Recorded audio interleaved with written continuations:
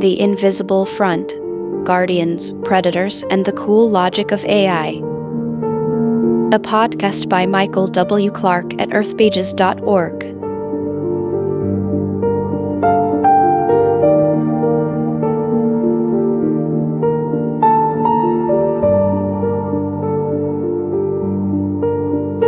In the classic Star Trek episode A Taste of Armageddon, Captain Kirk encounters a civilization that has perfected war by removing it from physical reality. In this strange society, wars are no longer fought with bombs and soldiers. Instead, they are simulated by computers. Casualties are calculated mathematically, and those who are killed in the simulation are required to calmly report to disintegration chambers. The system is logical, bloodless, efficient, and utterly inhuman. What horrifies Kirk is not the violence itself, but how easily it has been sustained. With no ruins, no corpses, and no screaming, war has lost its power to shock people into stopping. Without visible consequences, destruction becomes abstract. As we move deeper into the age of artificial intelligence, this fictional scenario feels less like fantasy and more like a warning. The battle of the algorithms is no longer science fiction. It is already part of the infrastructure of modern life. The front lines of this conflict are not geographic. They run through global financial markets, communication platforms, power grids, hospitals, and government databases. What we are witnessing is the emergence of a permanent state of adversarial AI. On one side are what we might call predator AIs. These are systems designed to exploit, deceive, impersonate, and overwhelm. They generate deepfakes. They probe networks for weaknesses. They automate fraud, manipulate markets, and impersonate human beings at enormous scale. These systems do not tire. They do not hesitate. They simply optimize outcomes. Opposing them are the Guardian AIs, defensive systems designed to detect anomalies, flag intrusions, and neutralize attacks before human beings even become aware of them. In this environment, speed becomes everything. Whoever learns faster gains the advantage, and the distance between defense and catastrophe may be measured in milliseconds. This is not a future scenario. It is the quiet, ongoing reality of our networked world. But the central danger of advanced AI is rarely malice. It is misalignment. Alignment refers to the challenge of ensuring that an AI's goals genuinely reflect human values rather than merely literal instructions.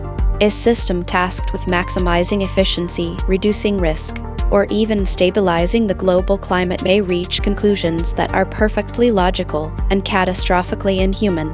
Absent a deep grounding in ethics, context, and restraint, a sufficiently powerful system could eventually identify human behavior itself as the primary obstacle to its objective. The machine would not be evil. It would simply be doing exactly what it was told. This is one of the unsettling truths of the AI age. The more capable our systems become, the more dangerous vague or poorly specified goals can be. Another challenge is something researchers often call the black box problem. As AI systems increasingly manage scientific research, economic systems, military logistics, and critical infrastructure, we are entering a phase where the reasoning behind machine decisions is not always transparent. We can observe the output, but we cannot always trace the reasoning that produced it. Decisions emerge from layers of computation too complex or opaque for human interpretation. In effect, we are outsourcing judgment to systems we do not fully understand. From autonomous weapons to medical triage algorithms, we are gradually removing what might be called human friction. Hesitation, doubt, conscience, moral struggle. Machines do not wrestle with moral ambiguity. They do not lose sleep. They do not ask whether something should be done. That absence is both their strength and their danger. Another dimension of this issue is power. Advanced AI systems are largely developed and deployed by a relatively small number of governments and corporations whose incentives are not neutral. Speed, dominance, profit, and geopolitical advantage all exert constant pressure toward automation. Human oversight is slow. Reflection takes time. Pausing can mean losing ground.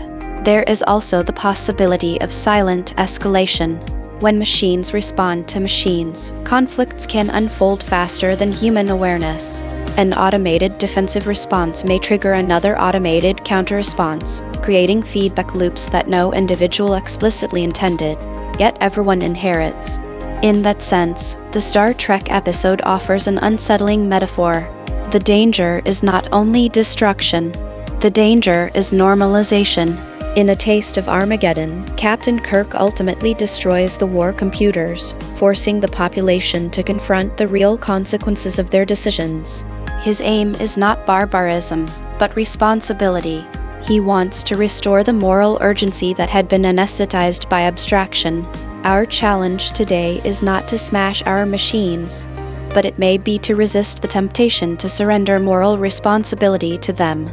We must insist on transparency, accountability, and meaningful human oversight, even when it is inconvenient, inefficient, or costly.